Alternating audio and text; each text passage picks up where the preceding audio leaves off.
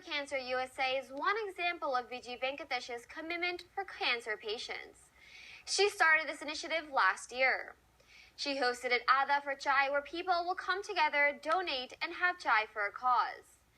Vijay joined forces with Jaya Panday, who's been part of the 100 Saree Pact, bringing together groups of women. The Pandays held a graduation party for these noble causes. Vijay Venkatesh is the India head for the Max Foundation, whose goal is to facilitate all people living with cancer to have the right to access the best treatment and support. She, along with Jaya Panday, are part of the 100 Saree Pact that chronicles the narratives of each sari a woman wears and recounts the histories woven into that sari. The Pandays held Chai for Cancer to create awareness in the community about the needs of cancer survivors. We have been pouring our hearts out, a few hundreds, maybe thousands of women all over this universe on the 100 Saree Pact. I think a lot of you know what a 100 Saree Pact is. It's just two wonderful women with great vision and foresight. They said to each other, we have to bring our saris out of the closet. The saris are there, we don't wear them.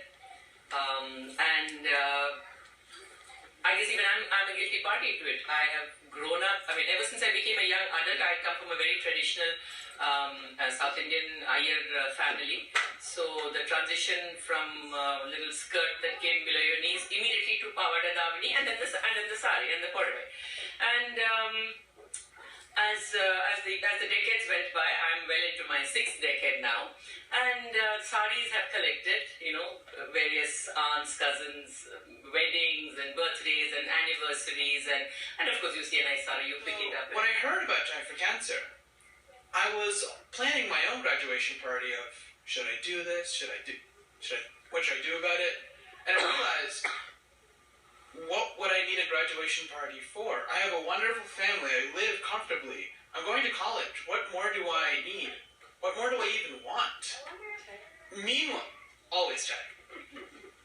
But meanwhile, there are thousands of cancer patients who they're just trying to fight for the strength between their rounds of chemotherapy. They're wondering if the next treatment will work better than the last one. They're questioning if they'll see their next birthday. They need help more than I ever have and probably ever will. Because cancer doesn't simply exist in a petri dish. It affects people. And we have to honor those who help people, who give them strength, who give their loved ones support. We can't forget them as well. Chai for Cancer was a concept I kind of thought of last year. Chai being everybody's cup of tea, I thought if we could have people involved in this cause, inviting them over to your house, come and have a cup of chai with me, and in return for that, donate, contribute something towards the cause of cancer awareness and cancer care. In India, it is, to me, it seemed that this is a way we can talk about cancer, which is still taboo in many places. We can create a community involvement, and we can offer something to people who are coming together to support this cause. We are constantly having friends over, neighbors over, come home and come and have a cup of tea. And so we said, yes, let's have a tea get together. Let's have a chai for cancer, adda, a hangout. Call our friends, call our families, call our neighbors, ask them to contribute. And in return, what do we give them? A safe environment to share their stories, to be with their friends, to have a samosa, to have a jalebi, to have one more cup of chai. And so last year, what happened was I encouraged the patients in my group. I have a support group. Patients need a lot of assistance. They need practical assistance. They need financial assistance. They need information assistance.